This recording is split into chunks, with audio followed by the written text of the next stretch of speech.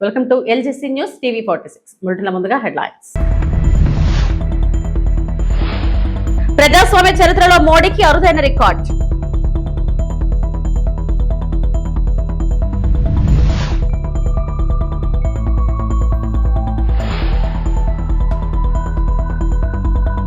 Visakha steel plant ప్రమాద బాధితులను పరామర్శించిన YS Jagan.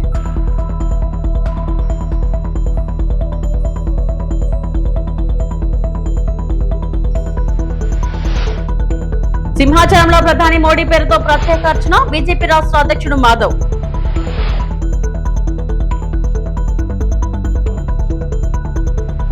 దేశ రాజకీయ చరిత్రలో మరో కీలక మైలురాయిని ప్రధానమంత్రి నరేంద్ర మోడీ అధిగమించారు. ప్రజాస్వామ్య పద్ధతిలో ఎన్నికై అత్యంత కాలం నిరంతరంగా ప్రధానమంత్రి పదవిలో కొనసాగిన నేతగా మోడీ కొత్త రికార్డు సృష్టించారు. ఈ సందర్భంగా న్యూఢిల్లీలో జరిగిన కేంద్ర మంత్రివర్గ సమావేశానికి ఆయన అధ్యక్షత వహించారు. అనంతరం బీజేపీ కార్యకర్తలు, కేంద్ర మంత్రులు రాజ్నాథ్ సింగ్, నితిన్ గడ్కరీ తదితర సీనియర్ నాయకులు ప్రధాని మోడీకి శుభాకాంక్షలు తెలియజేశారు. దేశ అభివృద్ధి, సంక్షేమం, ఆర్థిక పురోగతి లక్ష్యంగా ఆయన నాయకత్వంలో ప్రభుత్వం ముందుకు సాగుతుందని నేతలు పేర్కొన్నారు.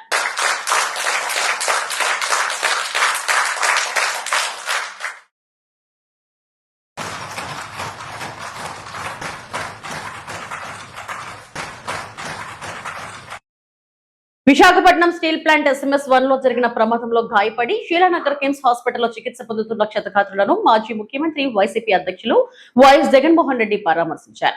స్టీల్ ప్లాంట్ SMS-1 లో జరిగిన ప్రమాదం అత్యంత బాధాకరమన్నారు. మరణించిన కార్మికుల కుటుంబాలకు రాష్ట్ర ప్రభుత్వం ₹1 కోటి ఇవ్వాలన్నారు. ప్లాంట్ నిర్వహణ పట్ల అటు ప్రభుత్వం, ఇటు అధికారులు తగిన చొరవ తీసుకోకపోవడం వల్ల భారీ ప్రాణ నష్టం జరిగిందన్నారు.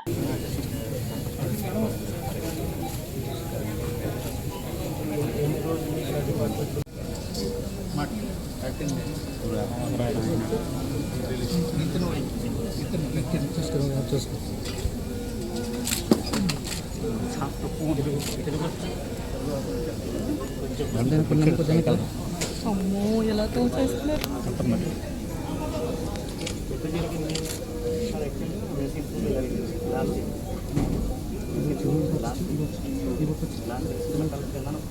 మా ఫిజిషియన్ డాక్టర్ రవి గారు చెప్పండి.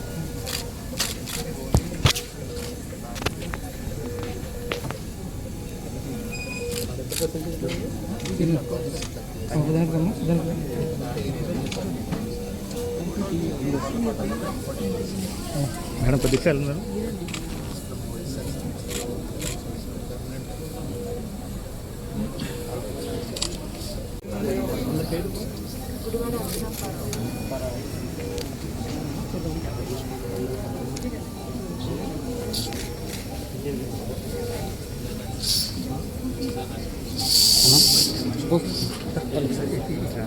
ఇటు వస్తాం, ఇటు వస్తాం.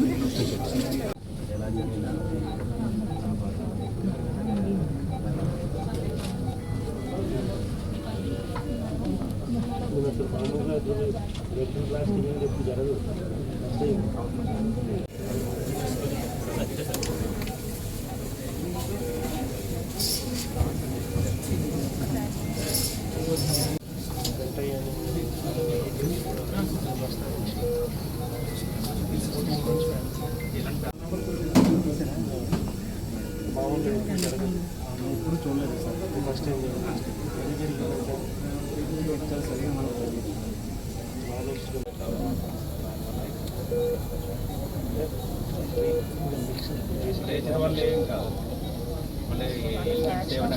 స్టీల్ ప్లాంట్ ప్రమాదంలో మరణించిన బాధిత కుటుంబాలను పరామర్శించిన బీజేపీ రాష్ట్ర అధ్యక్షులు పివిఎస్ఎన్ మాధవ్, టీడీపీ రాష్ట్ర అధ్యక్షులు పల్లా శ్రీనివాసరావు, ఎమ్మెల్యేలు గంటా శ్రీనివాసరావు, వెలకపూడి రామకృష్ణబాబు ముందుగా హాస్పిటల్లో చికిత్స పొందుతున్న క్షతగాత్రులను పరామర్శించి మనోధైర్యం చెప్పారు.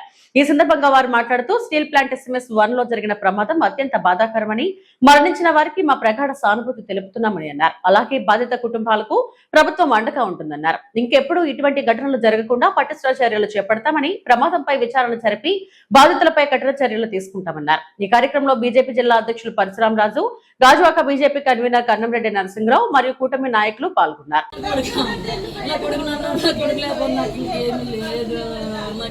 అందరికీ నమస్కారం అండి. ఈరోజు ఇక్కడ మన స్టీల్ ప్లాంట్ పర్మనెంట్ ఎంప్లాయీ అయిన గొంజెస్ అప్పారావు గారు వాళ్ళ ఇంటికి వచ్చి ఆ కుటుంబాన్ని పరామర్శించడానికి మేము రావడం జరిగింది. ఇంట్లో మరి పెద్దలందరూ కూడా వచ్చారు.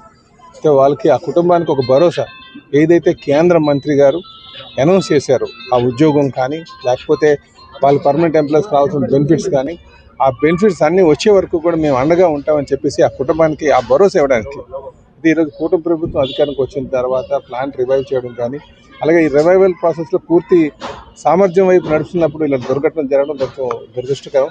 ఇలాంటి పునరావృతం కాకుండా అటు మేనేజ్మెంట్కి ఇంకా ఆ ప్లాంట్కి ఏదైతే ఇన్వెస్ట్మెంట్ చేయాలి దాని మీద అలాగే కుటుంబాలకి ఆర్థిక భరోసా ఉద్యోగ భరోసా దాంతోపాటు ప్లాంట్ భవిష్యత్తులో ఇలాంటి పునరావృతం కాకుండా చూసుకోవడానికి మేము అన్ని ప్రయత్నాలు చేస్తామని చెప్పి తెలియజేయడానికి రావడం జరిగిందని చెప్పి నమస్కారం. దురదృష్టకరమైన సంఘటన, దాని నేపథ్యంలో సుమారు 9 మంది మరణించడం, అలాగే ఇంకొకళ్ళు చాలా క్రిటికల్గా ఉందని చెప్పారు. 4 కొంచెం ప్రమాదం నుంచి బయటపడ్డారని చెప్పారు.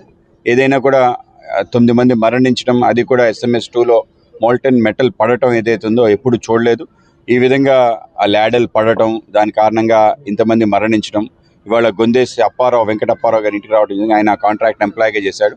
చివరి నిమిషంలో ఆ ల్యాడల్ మళ్ళీ తిరిగి అక్కడే పెట్టడం జరిగింది. కాలిపోతున్నా కూడా తను ఆ విధంగా చేశాడని చెప్పి ఆయన ధైర్య సాహసానికి తప్పనిసరిగా మనం జోహార్ చెప్పాలి.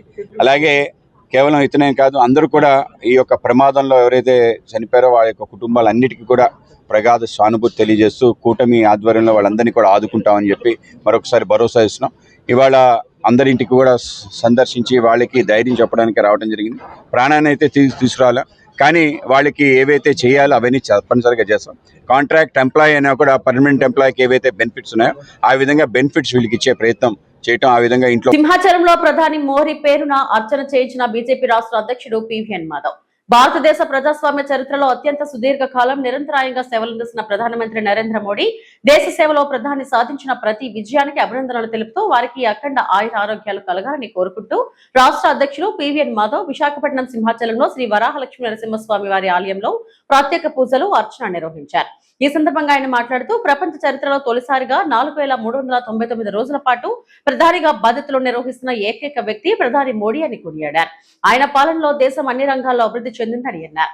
మాధవ్తో కలిసి బీజేపీ రాష్ట్ర మీడియా పెనలిస్ట్ కర్ణంరెడ్డి నరసింహరావు, జిల్లా అధ్యక్షులు పరశురామరాజు, రాష్ట్ర కార్యదర్శి సురేంద్ర మోహన్, కేశవ్ కాంత్, దానేష్, రమేష్, పొలిమేర శ్రీనివాస్, నాగేశ్వరరావు, యువశ్రీ మనోహర్, ఈశ్వరరావు, కృష్ణ, రమణ, కవిరాజు, రాష్ట్ర జిల్లా స్థాయి అధికారులు పాల్గొన్నారు. అందరికీ నమస్కారం. ఈరోజు చాలా విశేషమైన రోజు.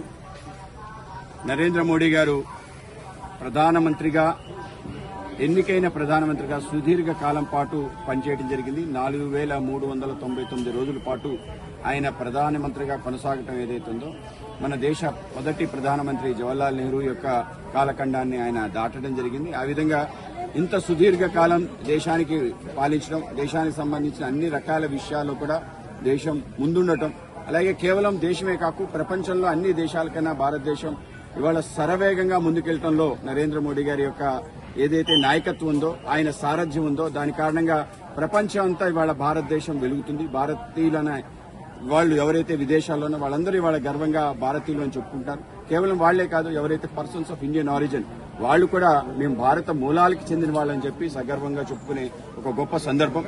ఆ విధంగా నరేంద్ర మోడీ గారు కేవలం ప్రధానమంత్రిగా కాకుండా ముఖ్యమంత్రిగా ప్రధానమంత్రిగా కలిపి సుమారు 25 సంవత్సరాలు పూర్తయింది. సుమారు 8391 రోజులు పూర్తి చేసుకున్నారు. ఆ విధంగా ఇంత సుదీర్ఘ కాలం పాటు ఒక రాజ్యాంగ హోదా కలిగిన పదవిలో ఉండటం కూడా అది కూడా అరుదైన విషయం. ఆ విధంగా ఇన్ని సంవత్సరాలున్న ఒక్కడంటే ఒక్క అవినీతి మచ్చ లేకుండా, ఎక్కడంటే ఒక్క ఆరోపణ లేకుండా కొనసాగడం ఏదైతుందో నిజంగానే అత్యంత గొప్ప విషయం. ఆ విధంగా దేశానికి సంబంధించిన ఏ అంశాలతో అయితే దేశం ముందుకెళ్లాలో ఆ అంశాలన్నింటినీ కూడా ముందుకు తీసుకెళ్లి సబ్కా సాత్ సబ్కా వికాస్ అంటూ అందరితో అందరి వికాసం అని చెప్పి, దాంతోపాటు అందరి విశ్వాసాన్ని చూరగొంటూ సబ్కా విశ్వాస్, దీంట్లో అందరి యొక్క ప్రయత్నం ఉండాలని చెప్పి కేవలం ప్రధానమంత్రి అని కాకుండా దేశ ప్రజలందరినీ కూడా తనతో కలుపుకుని వెళ్లాలని చెప్పి సబ్కా. మహబూబాబాద్ జిల్లా గూడూరులో ఎస్పీ డాక్టర్ సబరీష్ పర్యటించారు. గ్రామ పంచాయతీ కార్యాలయంలో నిర్వహించిన హెల్మెట్ అవగాహన సదస్సులో పాల్గొని పంచాయతీ సిబ్బందికి హెల్మెట్లను పంపిణీ చేశారు. ఈ సందర్భంగా ఎస్సీ మాట్లాడుతూ హెల్మెట్ లేకపోవడం వల్ల అనేక ప్రమాదాల్లో యువత ప్రాణాలు కోల్పోతున్నారని ఆవేదన వ్యక్తం చేశారు. ప్రతి వాహనదారుడు హెల్మెట్ తప్పనిసరిగా ధరించాలని సూచించారు. నో హెల్మెట్ నో ఎంట్రీ పేరుతో తీర్మానాలు చేసిన సర్పంచ్లను ఆయన అభినందించారు. అలాగే గంజాయి సరఫరా చేస్తే వ్యక్తులపై ఎస్పీ ఉక్కుపదం మోపారు. గంజాయి అక్రమ రవాణాపై పోలీసులకు సమాచారం ఇస్తే వారికి 5,000 రూపాయల నజరానా అందిస్తామని, సమాచారం ఇచ్చిన వారి వివరాలను గోప్యంగా ఉంచుతామని ఆయన స్పష్టం చేశారు.